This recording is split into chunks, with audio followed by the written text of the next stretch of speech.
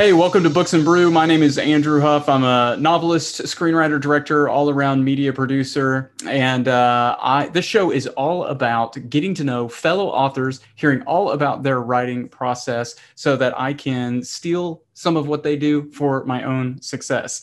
And so, one of the things that I know about writers is we love having a favorite beverage with us while we write. Now, most of the time, that's going to be something like coffee or tea.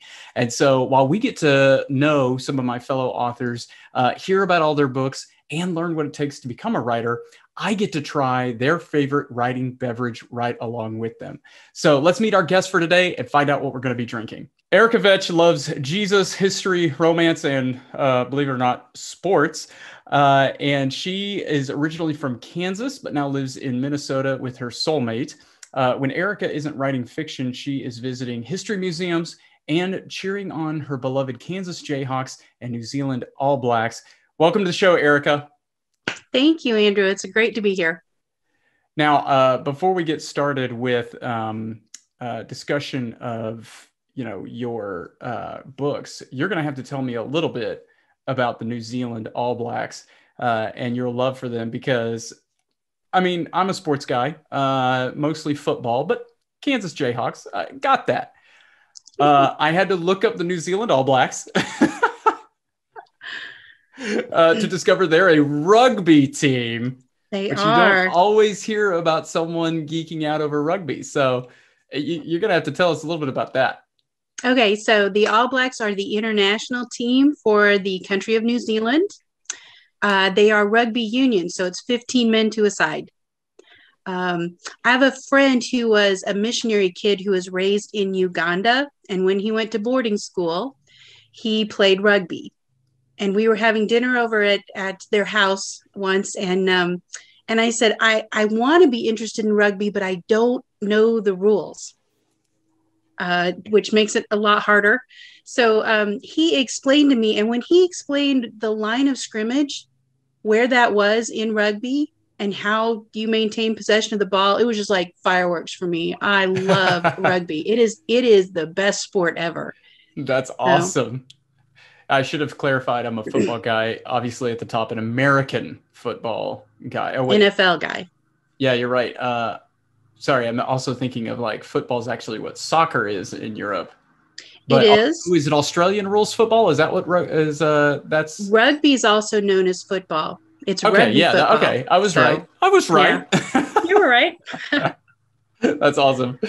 Very cool. Well, you don't I here's the thing.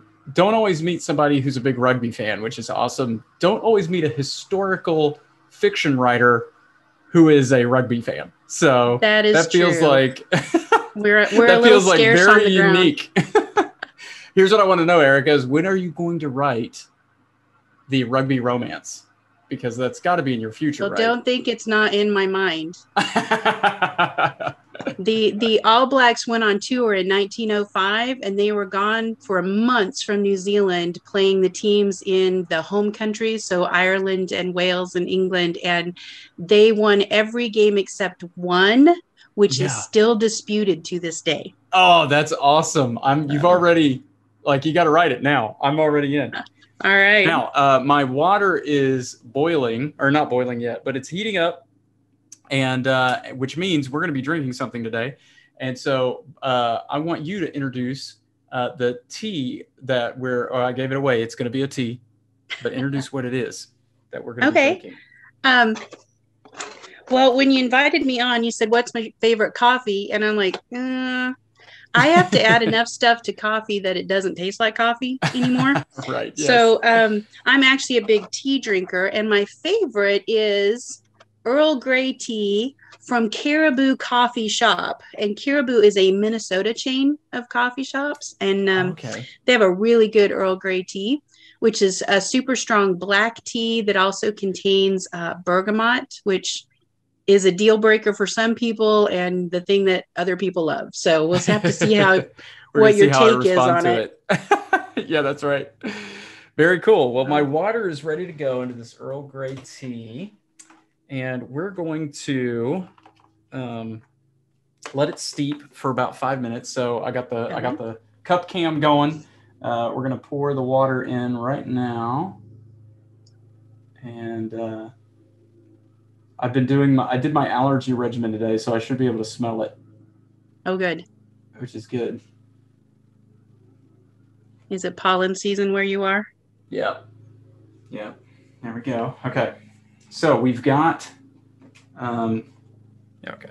We've got the tea steeping. So the way Books and Brew works, while the drink is brewing, right? Right. That's how, when you get to pitch your particular brand of books, tell us what you write, tell us like your latest release, and why we should go buy them. Oh, right. Right. For several years, I wrote historical romance that was set in the American West. So lots of cowboy and frontier pioneer kind of stories. And about 3 years ago, I decided to take a leap and start writing Regency romance. Regency romances are set in England between 1811 and 1820, when Prince George was put in charge of the country because his father was deemed incompetent to rule. So it's a very specific era with a lot of really rich historical details. So the era of Jane Austen. I didn't realize it was that narrow of a time frame. The broader sense tends to be sort of 1780 to 1840, so pre-Victorian. But the actual Regency was just one decade. Oh, wow. So, it can be a pretty narrow lane. Yeah. And I have released 4 books with Kriegel in the Serendipity and Secrets series. So the first one here is The Lost Lieutenant. And each of these stories involves a man who unexpectedly inherits a title. So they did not expect to be made a member of the peerage. And then each story also has a little bit of spy intrigue to it. So there are 3 novels in the series, and they can each be read as individual stories. And yet characters are going to cross over from one book to another. That was a question that I had, because I noticed that the different stories were separate, but I was like, I bet, or at least, I was kind of like, my anticipation was that there would be characters or plot threads or situations that kind of carried through all of them. Yes, in particular, the first 2, it's a little bit stronger. They're searching out an assassin who shows up in book 1 but isn't captured until book 2. Oh, nice. Yeah. There's a different hero and heroine for each story because each one is a romance. Oh, right. Yeah. But characters from the previous books will pop up from time to time. My favorite character actually in the series is the Dowager Duchess. And she just is an old woman who thinks she knows what's best for the entire world if they'd only ask her. So she's super bossy and opinionated, and I just love her. That's fantastic. And there is a bonus novella in the Joy to the World Christmas collection. Oh, yeah. That gives you a little spin-off from one of the secondary characters. Got to write her happily ever after. So that was a lot of fun. And these books are, I believe, 37, 38, 39, and 40 of my publishing career. That is fantastic. Now, so I've got a couple minutes, and so I do want to ask you this question, which is, you have the previous books that you had written, which were American West, I'm assuming, based, and then you had the now Regency series. And not that what I don't want to do is make you pick your favorite between the 2 eras, but there are going to be certain things that you enjoy writing here versus there. So what is one of the things coming over to the Regency novels that have kind of that you've been pleasantly surprised by in terms of writing them? Probably the depth of research that you have to do. That's my favorite thing. I am a history junkie. I'm a former high school history teacher. I am a museum nerd. And the readership of Regency, they are very knowledgeable. When I was writing the cowboy books, if it came down to writing it the way that was historically accurate or the way John Wayne did it in the movies. Do it the way John Wayne did it in the movies because that's what everybody's familiar with. Right. You cannot do that with Regency historicals because the readers are really sharp and they have high expectations of historical accuracy. They'll let you know if you get it wrong. Oh, wow. That's awesome.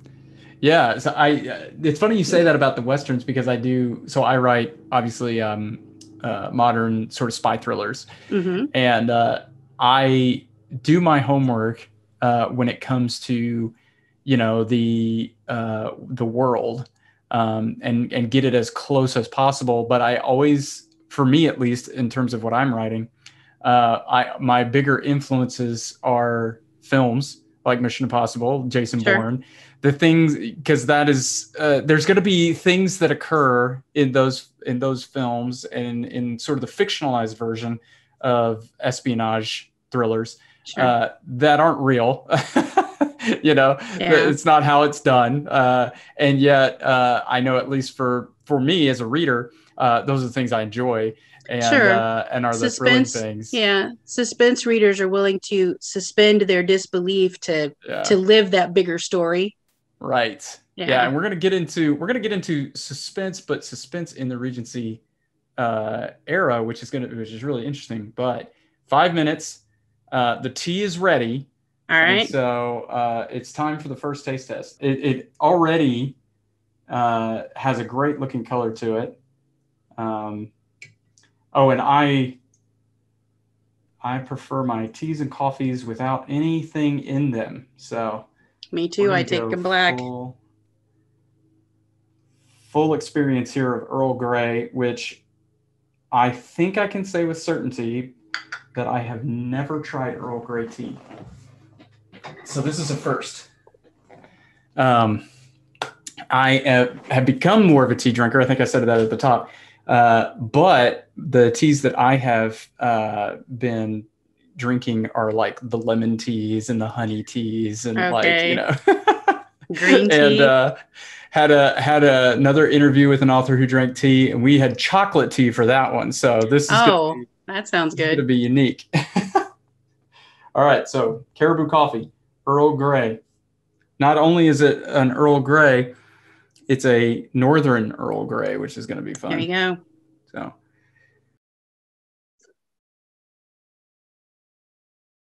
now, I can't tell you what I think, Erica, because we saved that for the end of the episode. Okay. Okay. Well, you didn't retch or anything, so. Yeah, I was going to say, this is all you get.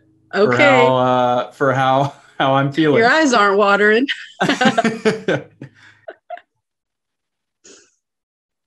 Usually, too, I will end up drinking the whole thing through so if I like it, that's an indication. That's a good tip. All right. Hey, so we've got our tea.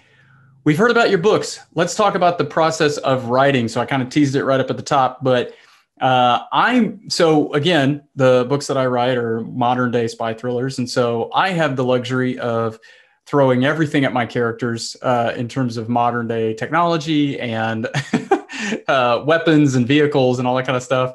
And so I want to know how you write a horse and buggy chase down and the challenges that brings. I'm not, maybe that doesn't happen, but the challenges of suspense elements in a time period like that, where you have to really get creative with some of the more suspenseful things that you're doing. So we've heard a little bit of tidbits or a little bit of teases about spies and assassins. And so I would love for you to tell us a little bit more about your process there.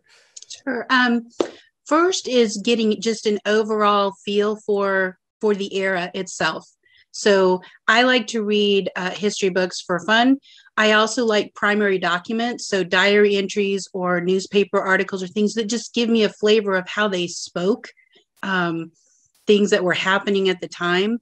But I really feel like, you're writing suspense and I'm writing suspense, and it's a trade-off for the good and the bad. Right. You have to withhold information in an era where the sum total of man's intelligence can be held in your hand and you can just Google it. right? I can Right. withhold information because it takes days to get it from London to Cornwall, right. So things that can be seen as a drawback actually you can work them into your plot. For as far as research goes, I love to collect research books.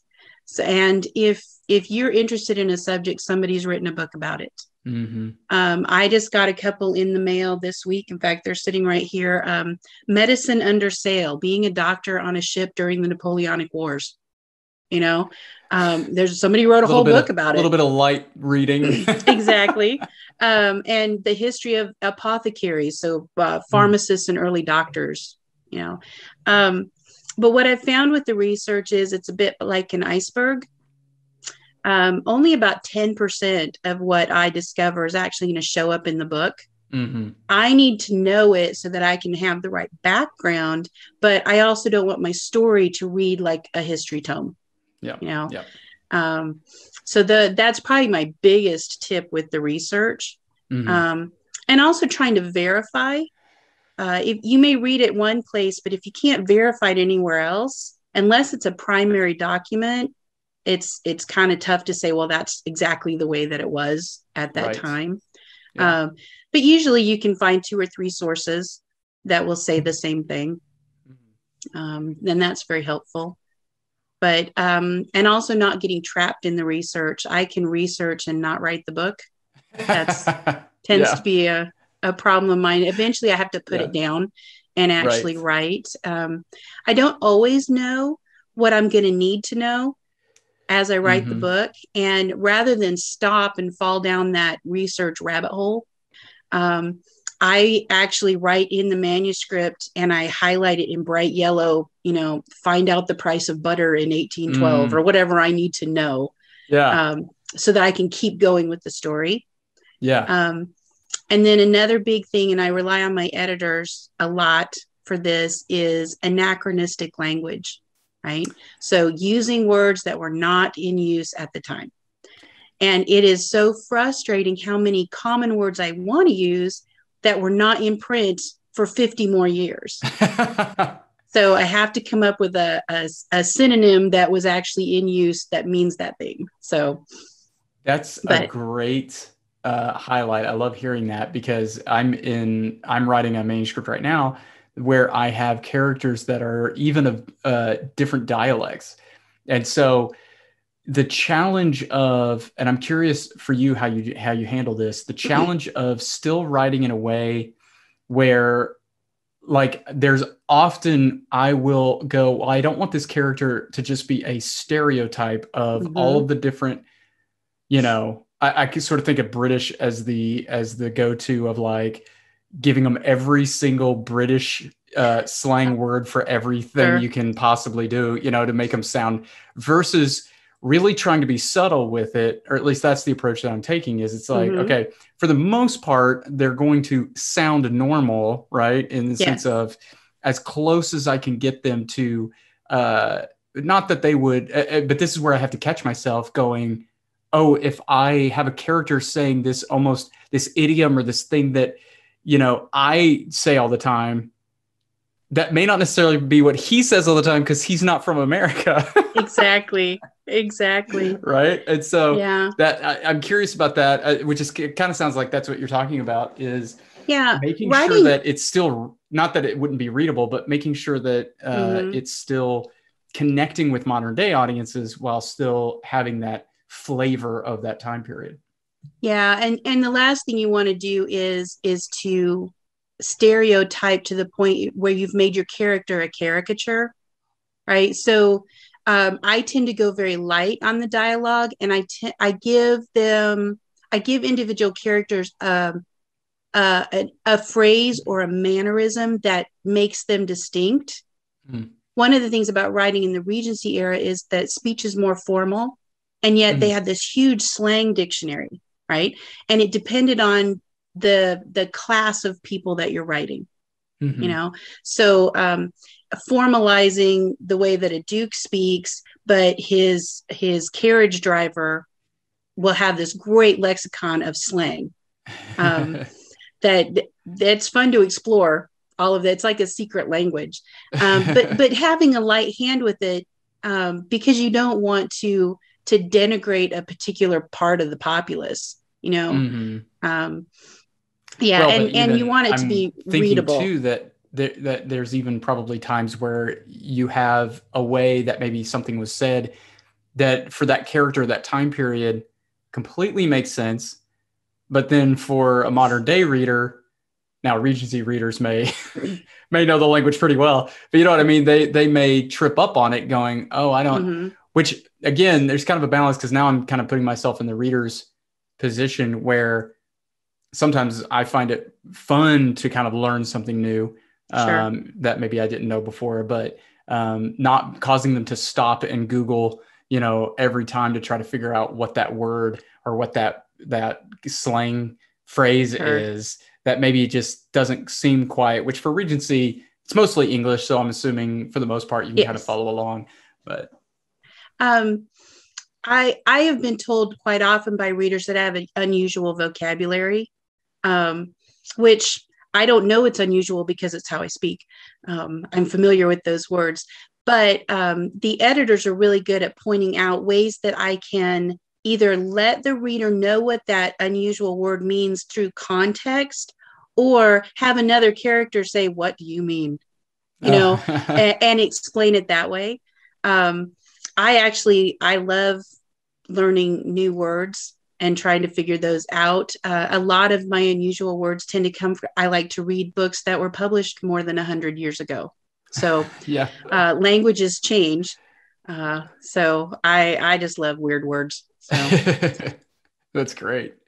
Another quick question about just your writing process when it comes to the particular time period that you're writing in, because I know I face this challenge as a writer as well, which is over explaining or, and again, sort of moving away from language necessarily, but like wardrobe and setting and history, explaining it or helping paint the picture for the reader in such a way that it's not a character's inner voice just being like, oh, here's what I'm wearing today. Or, Oh, I sure. remember when this thing happened in a way that they wouldn't, unless it naturally came up of, oh, he looked into a mirror and adjusted such and such, or whatever. Mm-hmm. Right. So you're wanting to establish ways in the character's point of view in which they are feeding information, which is hard enough in a modern day setting. Sure. And so, do you find yourself having to, how do you feel, or what do you find yourself doing there to try to balance that in terms of being able to give the reader a full picture and yet not kind of overwhelm them? Sure. That's a great question. I avoid the looking in the mirror because that's a cliche. Right. That's a good way to tell the reader that the heroine had red hair or whatever. Right. Rather than have your character walk into a room and describe the furnishings and the light fixtures and all of that, I like to have my character interact with the setting. So if I have my heroine walk across the room and pull aside the velvet drape, you've got a mental picture of a room that would have velvet drapes. Right. If I say she yanked aside the gingham curtain, you've got a different picture of what that room looks like. So just having the character interact with what's around them naturally, the reader will fill in their own mind. And I think that helps engage the reader in the story because their imagination is engaged rather than me just laying out the set for them. And so also engaging the senses. So if she walks across the room and she hears the whisper of her silk dress, Oh, yeah. Okay. Yeah. Or if she walks into the room and she smells the burnt cookies, you kind of know she's probably in the kitchen, Right. And something didn't go well. So Yeah. you can drop in those hints that can indicate wealth, class, status, and then the reader will naturally fill in what they think that looks like. Yeah. Okay. That's good. It used to be, the authors would spend 4 pages talking about the sunset over the mountains. Right. Yeah. I Fenimore think of Cooper, anybody. Tom Clancy novels, Yeah. right? Oh, yeah. That are All the almost specs of all the things. almost technical manuals. Yes. Well, and he Yeah. invented the techno thriller. So, Yeah, right. Yeah, that's true.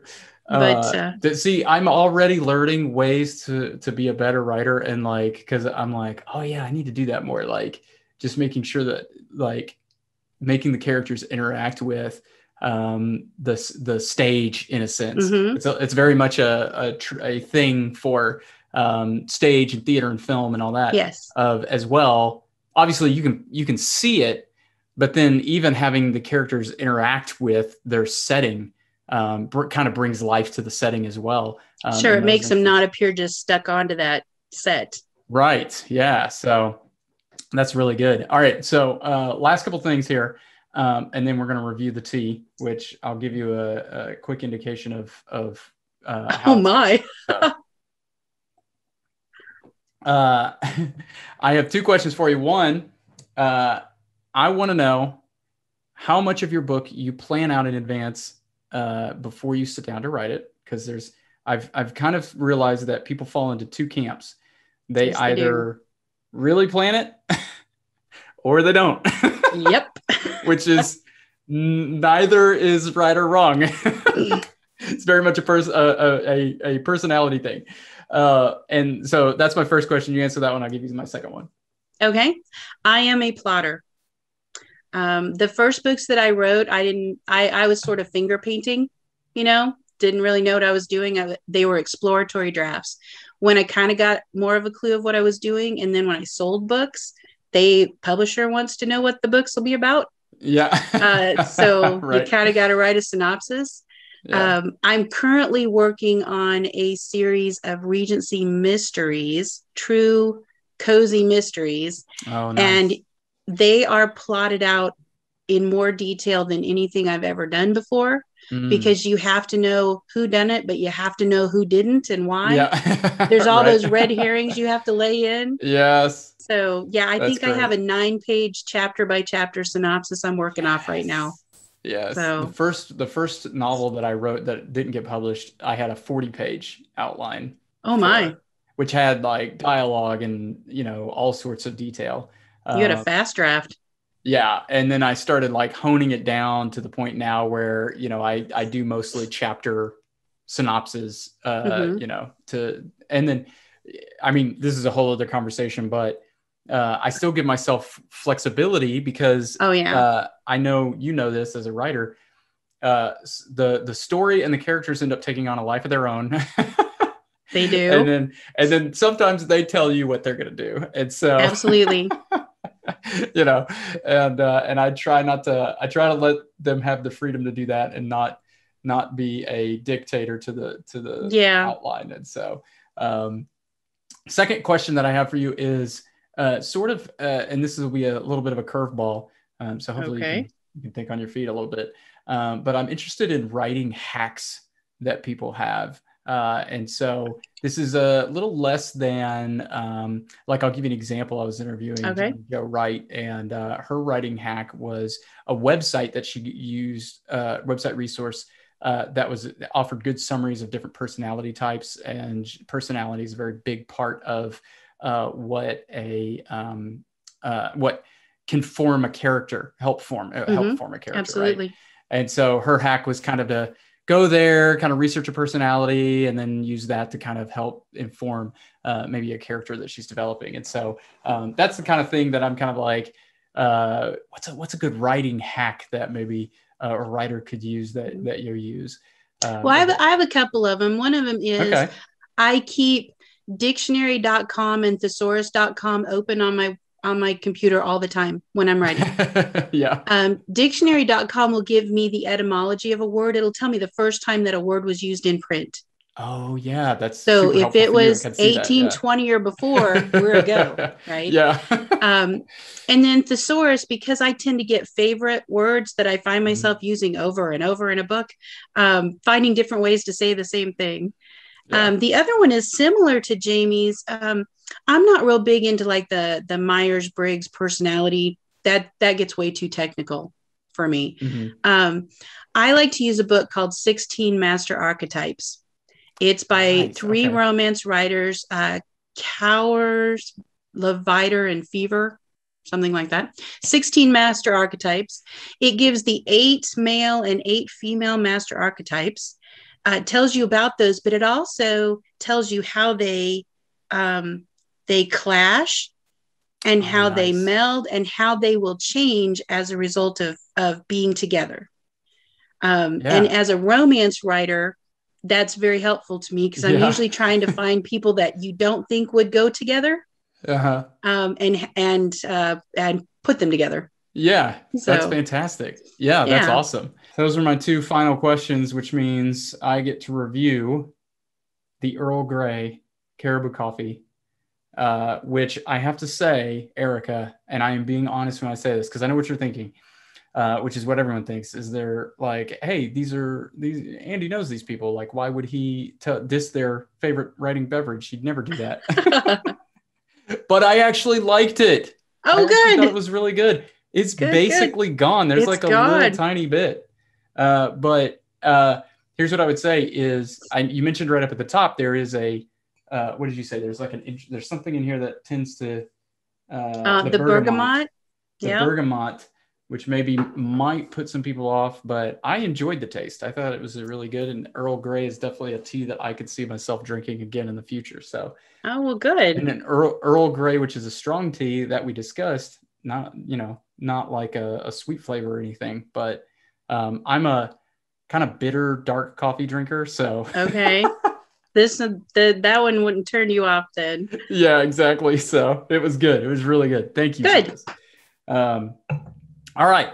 Hey, to close this out here, I would love for you to share where you would like the viewers to go find out more about you, find out more about your books. What are your platforms? Tell us where we can learn more about you. Okay. I have a website. It's ericavetch.com. And you can find out about my books, sign up for my newsletter there. There's the occasional giveaway there. I spend way too much time on Facebook. You can find me there. In particular, we have a group on Facebook called the Inspirational Regency Readers, and it has just blown up over the last month or so. We're doing a friendly cover art bracket challenge. I'm calling it awesome. May Madness. Yeah, that's And great. yeah, so you can pop by and vote on your favorite book covers. There's a video posted 3 times a week, and we're going to whittle it down until we have a winner. So That's awesome. I love that. Very cool. I'm going to link to all of these in the show notes, and you can find out more about me at my author website, andrewhuffbooks.com. You can find out about the books that I write there and find all my social media platforms there, which I'm on everything: Facebook, Twitter, YouTube. Erica, thank you so much for your time. And this has been Books and Brew. I really hope that maybe we can get coffee or tea together soon one day. So thanks a lot for being that would here. be great.